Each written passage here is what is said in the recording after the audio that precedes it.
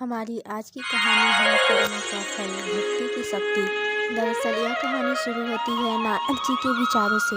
नारद जी धरती पर रहने वाले लोगों को देखते हुए स्वर्ग में विचरण कर रहे थे। धरती पर रहने वाले लोगों के कर्म को देखकर नारद जी के मन में कर्मों के फल और पापों के दंड को लेकर विचार आए।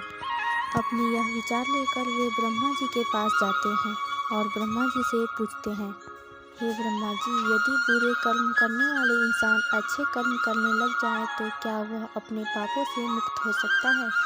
क्या वह अपने पापों से मिलने वाली सजा से बच सकता है? तब ब्रह्मा जी नारद जी के इन सवालों को जवाब देते हुए कहते हैं कि हाँ भी और नहीं भी। हाँ का मतलब यह कि अगर कोई इंसान अपने किए गए पापों से मुक्ति पाना चाहता है तो उसके लिए निस्वार्थ भाव से अपनाया गया दान, पुण्य का धर्म और भक्ति का रास्ता सबसे उत्तम होता है।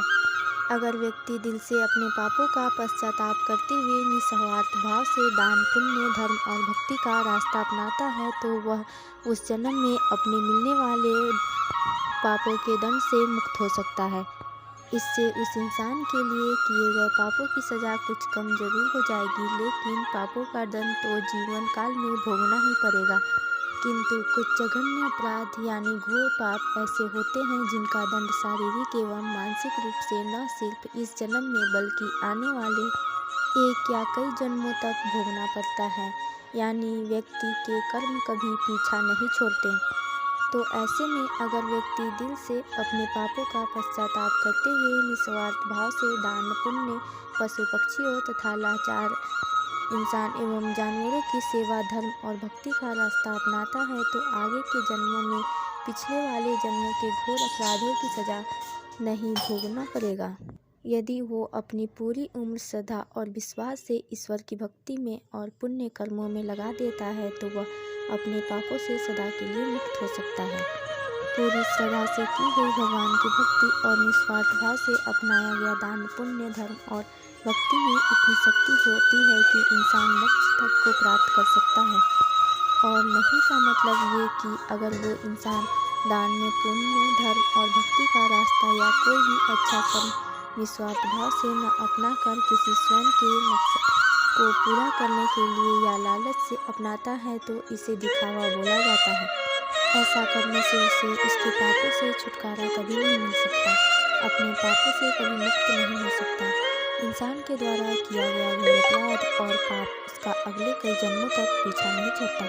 तब ब्रह्मा जी नारद जी को इसी पर आधारित एक सच्ची कहानी सुनाते हैं। एक गांव में एक शुद्ध नाम का व्यक्ति रहता था। वह गलत लोगों की संगत में आ जाने की वजह से डाकू बन गया था। वह लोगों को मारकर अक्सर उसका धन लूट लेता था। एक दिन डाकू जंगल से होता हुआ सड़क की ओर जा रहा था कि अचानक एक नाग नागिन का जोड़ा डाकू के रास्ते में आ जाता है। डाकू को देख नाग नागिन अपनी रक्षा के लिए फन फैला लेते हैं। डाकू घबरा जाता है और अपनी बंदूक उस नाग नागिन पर तान देता है। यह देख नाग नागिन क्रोधित हो जाते हैं और उस डाकू पर हमला कर देते हैं। डाकू अपनी जान बचाने के लिए 2 कदम पीछे हटता हुआ नागिन पर गोली चला देता है। यह देख नाग डाकू पर तेजी से हमला करता हुआ डाकू की बंदूक पर चिपक जाता है। डाकू अपनी बंदूक को कहीं दूर फेंक देता है और वहां से भाग निकलता है। भागते भागते डाकू सड़क पर पहुंच जाता है। वहीं दूसरी तरफ उसी रास्ते से एक औरत और उसके साथ उसका एक 11 साल का बेटा भी था। वह दोनों घर की तरफ जा रहे थे। अचानक डाकू भी वहीं आ जाता है। डाकू देख के माँ बेटे घबरा जाते हैं। डाकू औरत के करीब जाता है और बलपूर्वक उस औरत से सूखे गले में टंगा सोने का हार खींच लेता है। अब औरत अपने बच्चे की जान की रक्षा के लिए उस डाकू से दया की भीख मांगती है। लेकिन डाकू इतना क्रूर स्वभाव का था कि वह अक्सर जिस किसी को भी लूटता तो वह उसे मार भी डालता था। इसलिए डाकू पर उस औरत की बातों का कोई असर नहीं होता और वह उस औरत को तेज धार चाकू मारकर बुरी तरह से घायल कर देता है। यह देख बच्चा क्रोध से तिलमिला उठता है और पत्थर उठाकर जोर से डाकू के सर पर दे मारता है। डाकू के सर से खून निकलने लगता है।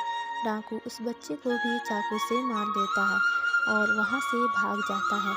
चीख चिल्लाहट को सुन आसपास के गांव के लोग वहां पहुंचते हैं। वो उस महिला और बच्चे को तुरंत हकीम के पास ले जाते हैं और माँ और बेटा दोनों बच जाते हैं।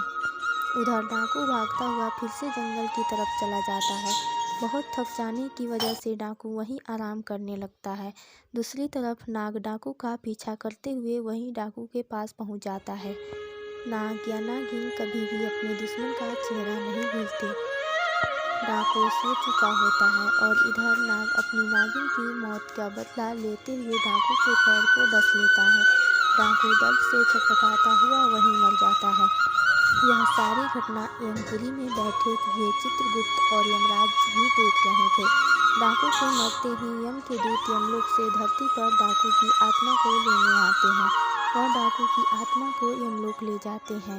यमलोक में चित्रगुप्त जी अपनी किताब से डाकू के द्वारा किए गए सभी कर्मों और पापों को लेखा जोखा देखते हुए उसे उसके पापों की सजा सुनाते हैं। डाकू की आत्मा को बहुत सारी यातनाएं दी जाती है। इसके बाद चित्रगुप्त जी डाकू की आत्मा को बोलते हैं कि जिस 11 साल के बच्चे को तुमने चाकू से मारा था, उस पाप की सजा भोगने के लिए तुम्हारे फिर से धरती पर जन्म होगा और एक पंडित के घर होगा जहां तुम सिर्फ 11 साल तक ही जीवित रहोगे। दूसरी तरफ एक गांव में एक पंडित रहता था। उसकी पत्नी को 10 साल से कोई संतान नहीं हुई थी। पंडित भगवान भोलेनाथ का बहुत बड़ा भक्त था। वह रोज भोले बाबा की पूरे श्रद्धा विश्वास से पूजा अर्चन किया करता था। इसके अलावा वह गरीबों और साधु संतों को भी भोजन भी करवाता था। एक दिन भगवान शंकर पंडित की सच्ची भक्ति और पुण्य कर्मों से प्रसन्न होकर पंडित को दर्शन देते हैं। पंडित भगवान शंकर के दर्शन पाकर बहुत प्रसन्न होता है। भगवान शंकर बोलते हैं, मैं तुम्हारी सच्ची भक्ति से बहुत प्रसन्न हूँ। बोलो क्या वरदान दूँ तुम्हें। पंडित एक पुत्र की मांग करता है। भगवान शंकर तो अंतर्यामी थे। वह भूत भविष्य पहले से ही जानते थे कि पंडित क्या वरदान मांगेगा, इसलिए उन्होंने पंडित को पुत्र देने का वरदान देने से पहले ही यह बता देते हैं कि यह पुत्र सिर्फ 11 वर्ष ही जिएगा, उसके बाद मर जाएगा। यह जानने के बाद भी पंडित कुछ नहीं बोलता, क्योंकि उसे अपनी भक्ति पर पूरा विश्वास था कि भगवान अपने भक्त के साथ कभी अन्याय नहीं होने देंगे। यह सोचता हुआ पंडित पुत्र का वरदान मांग लेता है। भगवान शंकर पुत्र का वरदान देकर वहीं गायब हो जाते हैं। अगले 9 महीने बाद पंडित के घर पुत्र का जन्म होता है।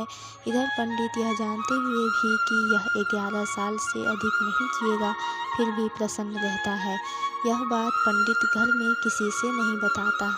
यह वही डाकू है जिसने 11 साल के बच्चे को चाकू से मारा था और अब एक पंडित के घर पैदा हुआ जो कि सिर्फ 11 साल ही जिएगा। इधर पंडित अपने बेटे को धर्म कर्म पूजा भक्ति की सभी शिक्षाएं दे देता है। पंडित अपने बेटे का नाम शंकर रखता है। देखते ही देखते दिन बीतते गए।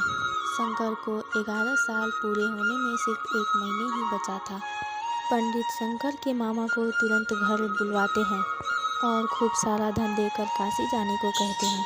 पंडित धन देते हुए बोलता है कि वहाँ शंकर के हाथों 28 दिनों तक यज्ञ करवाना, साधु संतों को पूरी श्रद्धा से भोजन करवाना और पूरी विधि अनुसार महामृत्युंजय के मंत्र का जाप करते हुए 28 दिनों तक रोज सुबह भगवान शिव की पूजा पूरी श्रद्धा से विधि अनुसार करना।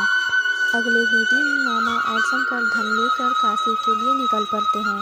काशी पहुंचते ही मामा और शंकर वो सब करना शुरू कर देते हैं जैसा कि पंडित ने बताया था। ठीक 28वें दिन शंकर की हालत अचानक खराब हो जाती है। शंकर के मामा शंकर को आराम करने के लिए अंदर भेज देते हैं। शंकर के मामा जब सब साधुओं को भोजन करवा के शाम को शंकर के पास वापस लौटते हैं तो शंकर मर चुका होता है। यह देख शंकर के मामा जोर जोर से रोने लगते हैं। इतने में यमलोक के दूत शंकर की आत्मा को लेकर यमलोक पहुंचते हैं। यमलोक में चित्रगुप्त जैसे ही शंकर के पाप पुण्य के लेखे को किताब खोलते हैं तो चकित रह जाते हैं और जोर जोर से बोल उठते हैं, असंभव, अद्भुत। ये 2 शब्द बोलते ही चित्रगुप्त कुछ देर तक तो यूं ही मौन खड़े रहते हैं। फिर कुछ देर बाद चित्रगुप्त ऊंचे स्वर में यमदूतों के आदेश देते हुए कहते हैं कि तुरंत अभी शंकर की आत्मा को शंकर के शरीर में डालकर आओ। यमदूत शंकर को उसके शरीर में पुनः डाल देते हैं और शंकर फिर से जी उठता है। अचानक यह चमत्कार देख के शंकर के शरीर में हलचल हो रही है। शंकर के मामा की खुशी का ठिकाना नहीं रहता। वहाँ यमलोक में इस बात को लेकर यमराज चित्रगुप्त से सवाल करते हैं कि यह कैसे हुआ।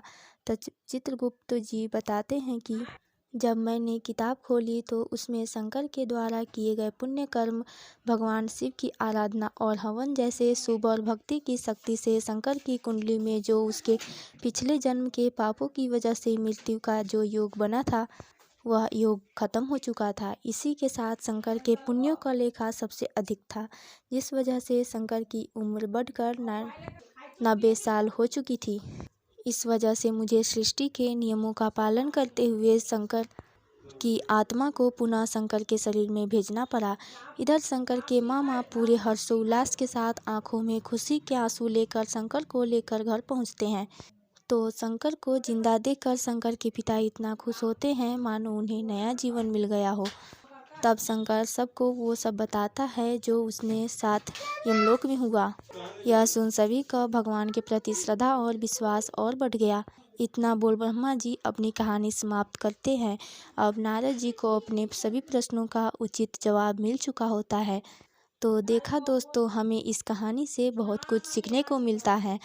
अपने जीवन का उद्धार चाहते हो तो हमेशा प्रभु की भक्ति करो, निस्वार्थ भाव से लोगों की सेवा करो, कभी बुरे कर्म ना करो।